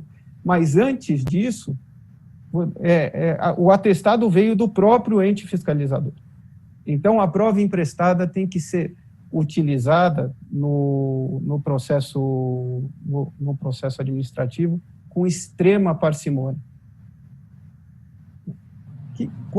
Aqui um outro ponto que já enfrentei algumas vezes, até no âmbito municipal, talvez o Jonathan lembre desse caso também, é a questão da produção de documentos. Até onde é lícito você pedir ao contribuinte que produza documentos e informações além daqueles previstos na legislação tributária. houve um caso aqui envolvendo o SUP, uma empresa de auditoria, a Sociedade Uniprofissional, em que a fiscalização pediu não só as notas fiscais, mas um demonstrativo em Excel, com as notas, o valor do serviço e o ISS. A empresa houve por bem apresentar as notas fiscais, no formato, no modelo exigido pela fiscalização municipal. A fiscalização autuou e qualificou a multa por embaraço à fiscalização. E mais, alegou que para uma empresa de auditoria, aquele demonstrativo seria extremamente simples de se fazer. Ora, quer dizer que agora eu posso qualificar uma multa ou alegar um embaraço em função da natureza do contribuinte? Se fosse uma padaria, não. A padaria não sabe mexer no Excel, não sabe fazer demonstrativo. Mas por ser uma empresa de consultoria, aquilo era muito fácil para ela e ela fez o embaraço à fiscalização. É evidentemente absurdo esse tratamento e até essa beligerância entre contribuinte e fisco. Tem que ser uma relação harmônica. Tem que se buscar a verdade. Então, realmente, esse é mais um exemplo que me chama muito a atenção quando eu vejo a questão das exigências de demonstrativos ou de produção de documentos que não estão previstos na legislação. E aqui mais um ponto que é bastante polêmico na questão da prova é a questão do sigilo a informações comerciais. Muitas vezes em fiscalizações, para identificar despesas, dedutibilidade de despesas, se pede a comprovação de uma prestação de serviço. Eventualmente, essa prestação de serviço envolve uma auditoria jurídica, envolve um parecer jurídico, envolve um planejamento tributário. E eu já vi situações em que o fiscal fala, então eu quero não só a nota, mas eu quero também o produto do trabalho. Eu quero esse relatório de auditoria jurídica. Eu quero esse planejamento tributário, esse parecer jurídico. Ora, é evidente que essa informação, ela transcende o que o fiscal pode pedir. Imaginem que o contribuinte pediu a um escritório de advocacia uma auditoria jurídica para verificar contingências tributárias. Se eu apresento isso para o fisco, de uma hora para outra o fisco tem o timbre de um escritório dizendo esse problema, você tem esse problema, aqui a perda é provável, a perda é possível. Evidentemente, esse tipo de pedido é totalmente irrazoável. Aquela informação é proprietária do contribuinte. Aquela formação tem que ser respeitado o valor daquela informação. O fisco às vezes diz, não, mas eu só vou usar isso para a finalidade da minha fiscalização. É evidente que se ali eu estou abrindo um planejamento tributário mais ou menos agressivo, ter a inocência que o fisco não vai usar o conteúdo daquele trabalho para formar sua convicção a respeito de uma determinada matéria fiscalizada é ingenuidade. Então, esse também é um ponto que eu entendo que deve ser visto com muita ressalva. E, por fim, falo do sigilo bancário, uma grande polêmica no processo administrativo, né? O sigilo bancário ele contrapõe dois direitos. De um lado, o direito ao sigilo, o direito à privacidade da Constituição, do artigo 5º, inciso 10, e de outro, a regra do artigo 198 do Código Tributário Nacional, que permite que, observadas determinadas situações, o fisco tenha acesso às suas informações financeiras, ou por conta de uma medida judicial ou em processo administrativo específico. Eu, uma vez assistindo um julgamento no CARF, não era meu, mas eu ouvi os debates, eu achei extremamente interessante a discussão. O caso não era um caso de autorização judicial e nem era um caso de processo administrativo específico para obtenção de informações financeiras. Só que, no termo de fiscalização, a Receita falou, me apresente os seus extratos bancários. O contribuinte apresentou os extratos. E, com base nos extratos, foi lavrada a autuação. E a discussão era se aquele documento era válido ou não. E a linha da turma estava indo no sentido, a Receita pediu e o contribuinte apresentou, era legítimo a Receita usar. O contribuinte deveria ter se negado a apresentar. Aí o então conselheiro Alexandre Alckmin, que também participará de um congresso amanhã, ele fez uma analogia brilhante. Ele falou, a linha que nós estamos caminhando, ela é paralela a um assalto. Você vai assaltar uma pessoa, você fala, me passa a sua bolsa. Se ela te passar, é doação. Se ela não passar e você tiver que puxar, aí é roubo. Eu achei o paralelo genial dele e mostra exatamente isso. Se a Receita pede uma informação, a menos que você tenha muita certeza da ilicitude daquele pedido, a sua tendência é apresentar. Você quer evitar uma qualificação de multa, embaraço à fiscalização, ou qualquer sorte de gravame que você possa ter em se criar uma relação beligerante com a autoridade fiscal. Então, aqui eu busquei pontuar alguns exemplos de casos práticos ou de casos que eu achei a discussão muito interessante, mas eu acho que o resumo dessa avaliação é o seguinte, a produção de prova, ela tem que seguir parâmetros adequados. A relação fisco-contribuinte não pode ser uma relação policialesca. Eu acho que tem que sempre ter em mente o que se busca, cobrar o tributo correto.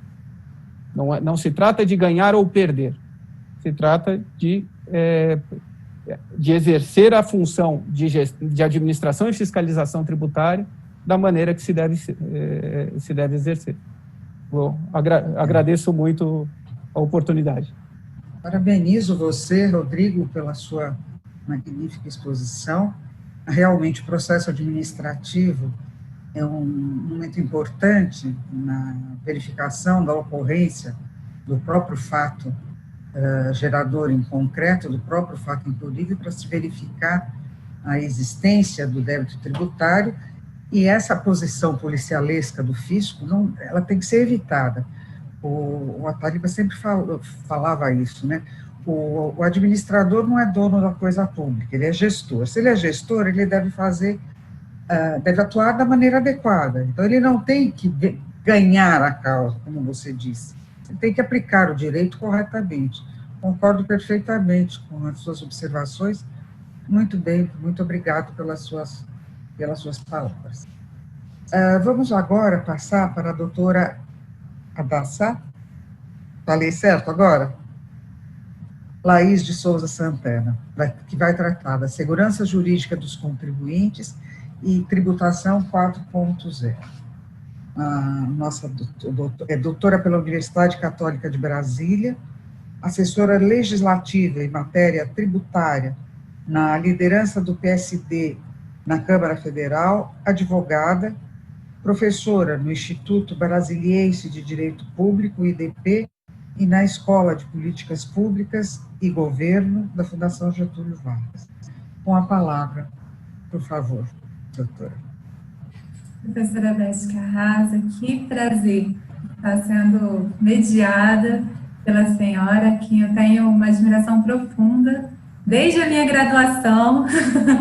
Então, assim, para mim é um privilégio muito grande. E estar falando no 18º painel, né, desse congresso, 5º Congresso de Direito Tributário Internacional da BDF, que a gente tem a maestria, que já foi falado, do nosso Gustavo Brigagão, da Dani Brigagão, que então, assim, foram brilhantes, né, na junção de tantos painelistas que trazem para a nossa discussão, e uma discussão importante, temas presentes e temas que vão perdurar aí ainda em 2021, e que são necessários, inclusive nesse ambiente de reforma, nesse ambiente de mudança.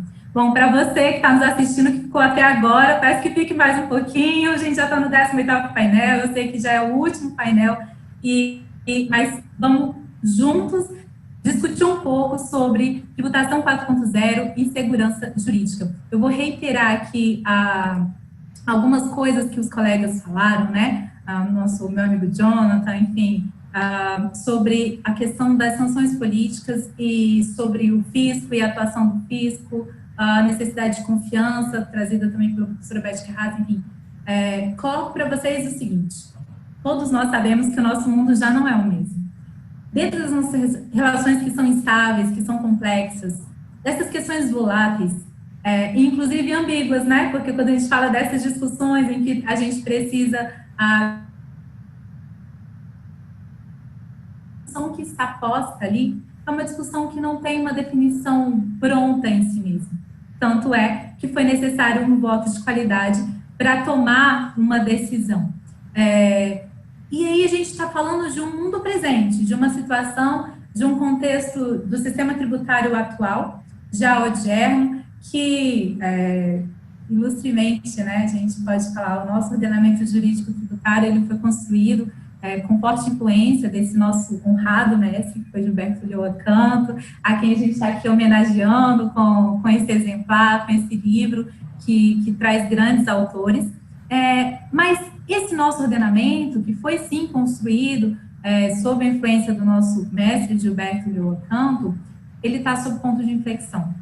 E esse ponto de inflexão é justamente a partir dessas nossas novas formas de relação, as novas formas econômicas que se colocam presentes e desafiam as regras postas, desafiam essas regras de incidência que não necessariamente cabem dentro do contexto que está acontecendo agora nessas nossas relações, inclusive nessa dinâmica que a gente está agora, né, virtual, e nas que parecem vir adiante. Junto com isso, junto com essa realidade que está presente hoje e se aproxima cada vez mais, com mais rapidez nesse mundo volátil, a gente pode falar desde modernidade líquida até a economia 4.0, a gente tem uma cultura de um fisco que se coloca do outro lado da mesa, que como, né, foi falado já aqui, nós não estamos de lados opostos. Nós não somos litigantes no sentido de estar um contra o outro. Nós estamos do mesmo lado. E nós ganhamos juntos, porque o fisco, ele está como gestor de uma coisa pública que é tão minha quanto dele. E essa maneira de atuação, essa cultura, ela precisa ser mudada também. Então, a premissa que eu coloco, né, de início no nosso painel, nessa fala, é o seguinte: nossas relações econômicas mudaram, sim, mas a nossa cultura do fisco também precisa mudar.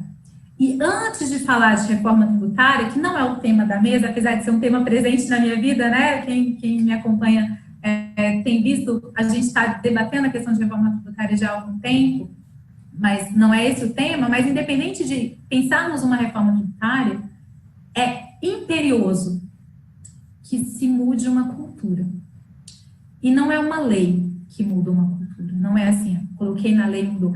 É a cultura que vai mudando e vai impelindo que haja uma nova legislação. Mas isso está vindo da parte do contribuinte. Alguns colegas, né, do fisco, da PGFN, até a própria construção da lei de transação tributária me mostrou isso muito claramente, já estão vendo a necessidade de que haja um diálogo válido, um diálogo de verdade, né, um diálogo, não de verdade no sentido de que o diálogo seja verdadeiro, mas que o que está posto ali seja uma verdade material, possível de ser tributada ou não. E aí a gente precisa de um ambiente de confiança, que, como a professora Beth Carrasa trouxe, dentro da perspectiva da amizade da UDESE, a gente não tem ainda, né? Então, o primeiro ponto, e o ponto talvez mais importante de todo esse debate, antes de falar de segurança jurídica e tributação 4.0, eu falo o seguinte: eu preciso construir essa segurança jurídica dentro de um ambiente confiável e dentro de uma relação em que estejamos, fisco e contribuinte, do mesmo lado. Nós não estamos em lados opostos, porque nós dois estamos a fim de que a coisa pública se efetive da melhor maneira possível. E a lei posta, ela vale para que seja cumprida dentro dos limites que lhe foram outorgados. E então, essa maneira educativa que o fisco precisa começar a ter, né, ela se torna mais do que necessária quando a gente fala de uma economia ou de uma tributação 4.0, porque a gente está falando de uma situação tão complexa, tão instável, que a lei não necessariamente vai cumprir o que vai acontecer daqui a 10 anos. E se o fisco não tiver nessa postura de cooperação, será que a gente vai ter que fazer uma reforma tributária a cada 5 anos, a cada 10 anos, para poder conseguir colocar as incidências tributáveis, as bases tributáveis dentro do contexto de mundo que a gente terá? Então, assim, se torna complexo a gente pensar dentro da forte insegurança jurídica na interpretação da lei vigente, frente a um paradigma de mudança social, comportamental, econômica, tecnológica. Bom, o resultado de tudo isso, a gente já, inclusive, está vendo dentro de decisões judiciais e administrativas que acabam pressionando o contribuinte para uma sensação de incerteza. E isso resvala, inclusive, na questão do voto de qualidade do cargo. O grande ponto aí é como identificar e moldar essas estruturas jurídicas que possam alcançar essa rápida transformação econômica e social. Um começo de resposta, uma pista, eu gosto muito de falar assim, a gente não tem necessariamente respostas prontas, mas a gente tem algumas pistas no direito que está posto, é uma mudança cultural, inclusive na administração pública, quando a gente fala de matéria tributária. Bom, o que a gente tem hoje presente, a partir da economia 4.0, é uma erosão de bases tributáveis real, bases tributáveis que foram constituídas dentro de uma incidência normativa em tributos que não necessariamente conformam a realidade que se apresenta, que atropelou o mundo presente, especialmente em 2020, e também o futuro que se aproxima. É preciso, então, uma mudança estrutural no campo da tributação. E aí eu preciso mais do que um imposto de valor agregado, mais do que a efetiva não cumulatividade, que o nosso Gilberto Leo Campos já defendia. Eu preciso compreender que os tributos velhos já não comportam a nova realidade econômica e o velho comportamento do fisco também não. Nesse ponto, o ordenamento jurídico, junto com os limites de interpretação da lei, tendo a finalidade de conduzir essa relação entre fisco e contribuinte, precisa de uma nova arquitetura. Há um ponto de inflexão e uma necessidade de mudança estrutural. Esses desafios da tributação, essa insegurança jurídica, quando a gente fala de interpretação da lei tributária no contexto da economia 4.0, tem um alto teor axiológico, que reverbera nas decisões judiciais, que também precisam de uma modificação. Nós precisamos, sim, aprofundar as nossas relações com o judiciário e com o fisco no campo dos tribunais administrativos, para conformarmos essa identificação de estruturas jurídicas tributárias, não apenas no âmbito da administração tributária, mas esse desafio das operações e das transformações que operam, sim, consequências dentro da erosão de bases tributáveis e determinam aí essas mudanças ou essas propostas de reforma tributária que estão presentes dentro da nossa discussão do contexto de 2020. Bom, soluções legislativas estão instruindo o debate, mas também, sob a tônica da reforma tributária, a agenda nacional tem uma prioridade na pauta. É a mudança ou a reestruturação desse sistema, seja uma mudança totalmente constitucional ou não, é algo que já está presente, já está na veia de todas as discussões.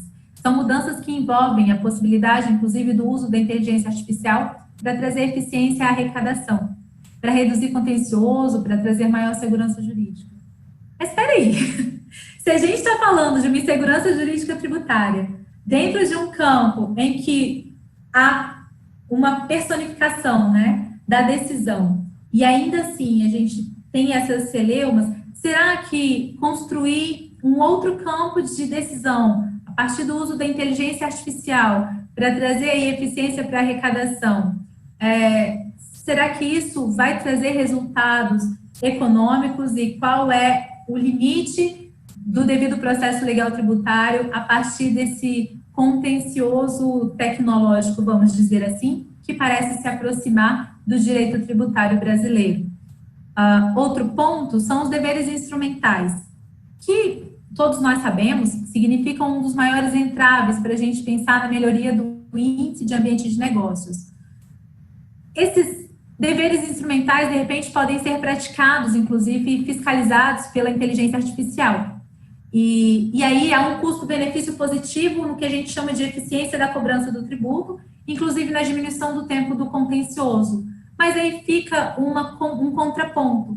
Os limites do indivíduo, no sentido de segurança jurídica do contribuinte, e os limites do próprio processo legal para esculpir essa segurança jurídica no ambiente do que a gente chama de um devido processo legal que alcance aí essas garantias, esses direitos dos contribuintes. Bom, as propostas de reforma tributária, elas não resolvem esse problema. Preciso mais do que isso. E a minha fala aqui, eu sei que a gente já está um pouco além do prazo estimado para a finalização do debate, então vou encaminhar para o encerramento, mas a fala aqui ao homenagear o nosso querido Gilberto Leocando, ao falar de segurança, de garantias fundamentais, né, direitos e garantias dos contribuintes, e falar de segurança jurídica e tributação 4.0, eu trago o seguinte: considerar as inovações tecnológicas dentro da relação jurídica, em especial a tributária, e olhar para a revolução da inteligência artificial na economia, e também no que a gente chama de incrementar de forma significativa e até modular na produção de bens e serviços, afeta outros formatos na relação fisco-contribuinte. E esse outro formato significa a construção de uma relação de confiança. Está mais do que na hora da gente pensar nessa relação de confiança. A lei de transação tributária, que foi mencionada aqui como a lei que trouxe, inclusive, a questão, a celeuma, né, grande celeuma do voto de qualidade do CAP, a lei de transação tributária, para mim, a DASA, representa um ponto, um pequeno ponto, um pequeno passo, no que a gente quer falar de relação jurídico-tributária entre fisco e contribuinte num ambiente de confiança. Claro, ainda falta muito, mas muito para a gente percorrer, mas é um começo. E eu trago um exemplo, assim, de hoje. A gente estava discutindo, fui convidada para conversar com o embaixador da Colômbia sobre a questão de tratados em matéria tributária, e um ponto importante foi, no Brasil a gente não tem a possibilidade de um ambiente consultivo, né? Não é a solução de consulta, mas um ambiente consultivo para orientar o contribuinte. Então, é preciso possibilitar novos formatos nessa relação fisco-contribuinte. Por quê? A inteligência artificial pode, sim, trazer eficiência para a arrecadação, pode reduzir contencioso, pode trazer maior segurança jurídica, mas há um limite, e esse limite humano, ele permanece.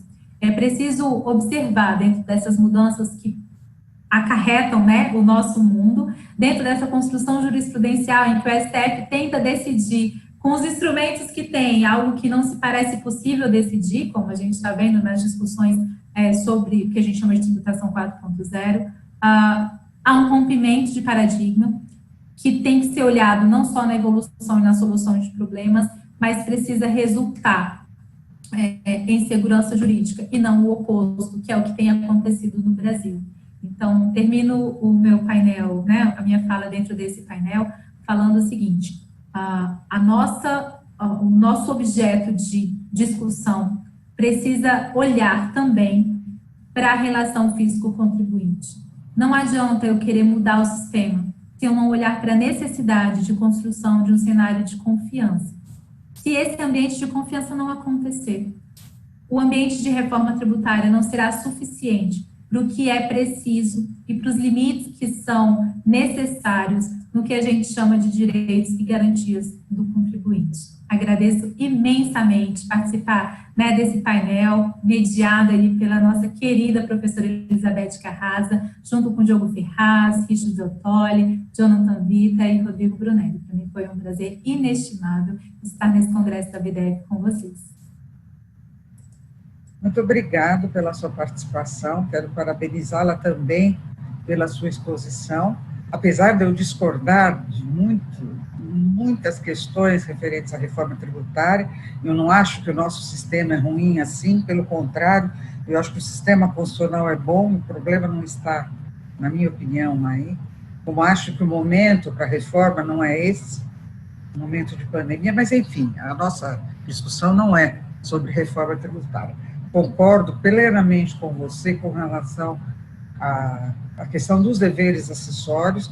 Eu acho que uma reforma infraconstitucional talvez pudesse resolver essa questão, facilitando a vida de todos, e seria mais fácil de ser desenvolvida, né, do que uma reforma constitucional, e a questão da confiança que eu mencionei no começo, e essa equidade que tem que haver nas discussões tributárias.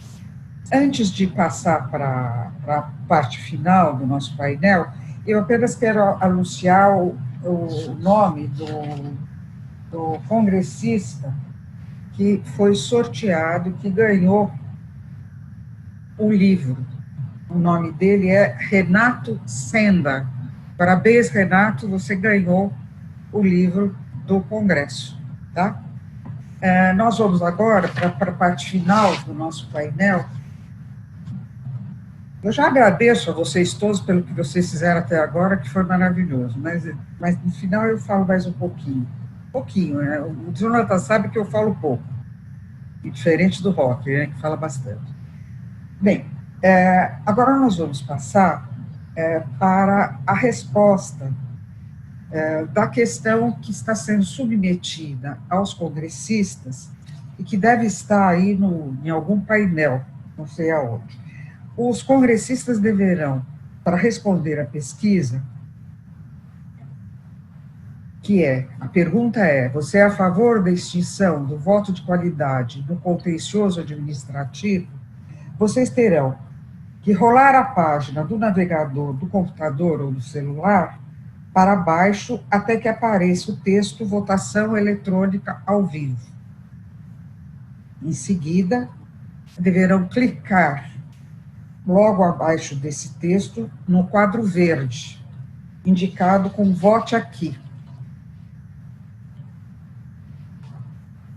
Após marcar o voto, os espectadores devem clicar em Submit e fechar essa página para retornar ao ambiente normal do Congresso. Nós vamos dar mais ou menos uns 30 segundos para que vocês respondam. Eu não sei se algum dos painelistas tem alguma observação a fazer a respeito da questão. Se alguém quer falar alguma coisa. Eu acho, professora Beth, que essa questão da extinção do voto de qualidade, a gente já teve alguns eventos sobre o assunto, mas uma das discussões que sempre está por trás disso é a questão da paridade de armas, né? Porque o fisco não pode recorrer, digamos assim, ao judiciário. Mas toda essa discussão, ela sempre é problemática porque a gente tem um sistema ineficiente no Brasil de contencioso administrativo, porque a gente tem uma esfera administrativa e depois retoma da estaca zero na esfera, digamos assim, judicial. Então, dentro desse contexto, independentemente de ser contra ou a favor, a gente precisa pensar em qual é o sistema que a gente quer. Na Itália, por exemplo, e o Diogo trouxe aqui muitos elementos do direito comparado, e o Richard trouxe vários dos dados atuais, a gente tem um sistema em que você tem uma esfera administrativa e depois você dá um pulo ou para a Cassazione, que seria o STJ de lá, ou para a Corte Constitucional de lá, o que já, digamos assim, diria, olha, a esfera administrativa resolve a questão de provas, a esfera judicial resolve a questão de direito das partes. Então, a gente precisa pensar alternativas para o nosso sistema para não cair nesse contexto, digamos assim.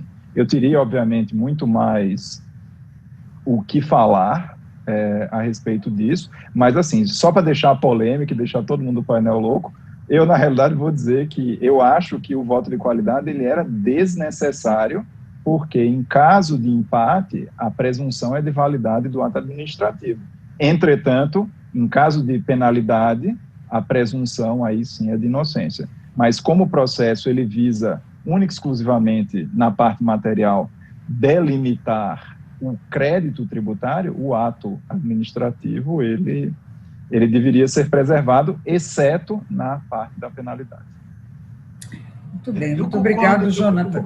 Alguém desculpa, mais quer falar? Não, é porque já... Só porque o Jonathan achou que ia ficar isolado nessa, mas eu até voto com ele, e aí talvez a gente precise de um voto de qualidade para desempatar. Tá certo. Esse negócio. É porque, na verdade, acho que a gente não pode perder de perspectiva que o processo administrativo é um processo de controle de legalidade feito pela própria administração pública, né? É um processo de autocontrole da legalidade do ato administrativo.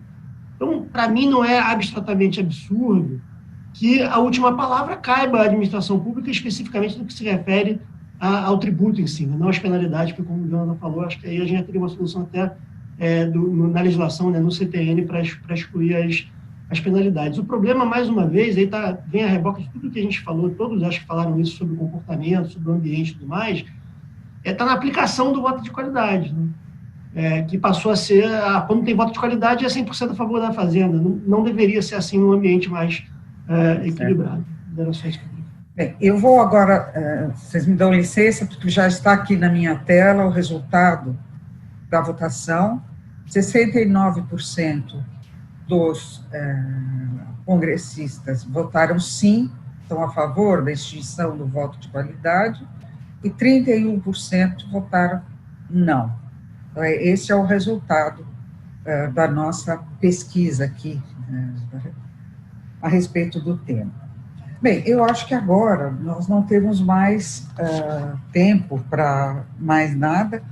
Eu apenas quero, antes de encerrar o painel, fazer uma coisa que eu devia ter feito no início, mas eu sou um pouco desorganizada para essas coisas. Uma desorganização meio consciente, mas desorganizada. Eu gostaria de parabenizar os organizadores do Congresso, a comissão científica, e especialmente o nosso querido presidente Gustavo Brigagão, pela coragem de realizar um congresso desse porte no momento de pandemia e pelo grande sucesso que está sendo. Eu acho que está funcionando magnificamente bem, uma organização impecável. Enfim, eu só posso cumprimentá-los por isso. Ao Gustavo, a Daniela, ao Roberto Duque Estrada, a Fernanda Parisi, a todos, enfim, que contribuíram para o bom sucesso deste nosso congresso, um congresso da BDF de grande porte, como, aliás, costumam ser os congressos da BDF. E, mais uma vez, prestar a minha homenagem também ao Gilberto de Ulloa Canto, o grande idealizador de tudo isso, da própria BDF. Eu acho que não teria mais nada a dizer, eu não sei se algum dos painelistas quer fazer ainda uso da palavra, senão nós vamos encerrar o nosso painel. Eu não posso, professora Beth, eu não posso deixar de reiterar a organização, a interação que a gente tem com os nossos, com as pessoas da audiência. Ter essa enquete é algo realmente inovador nos congressos brasileiros. Lembra muito, né, professora Beth, os congressos do IDEP, que a gente tinha lá as enquetes nas salas, nas oficinas de trabalho. E eu acho que a BDF é sempre essa instituição que consegue, digamos assim, vem conseguindo unir o antigo com o novo, com grande internacionalização e com realmente uma equipe que vem fazendo aí a diferença na pandemia. Então, são muitos eventos, são muitas realizações durante esse período pandêmico, lives assim, de qualidade durante todo esse período, e eu tenho acompanhado, tenho tido a possibilidade, inclusive, de receber também a BDF lá no programa de pós-graduação em Direito da Unimar, no nosso canal do YouTube, e só posso agradecer novamente o Gustavo, a Daniele, o Roberto Duque Estrada e a Fernanda Parisi. Alguém mais quer fazer uso da palavra? Se não, nós podemos já encerrar o nosso painel. Eu cumprimento vocês pelo brilho das exposições, foi realmente excelente. Eu fico muito feliz, porque eu sou da velha geração, e ver os mais jovens, como vocês, aqui, alguns bem jovens, né, pontificando já no direito tributário. Parabéns a todos vocês, e eu declaro, então, encerrado o nosso painel. Obrigada a todos.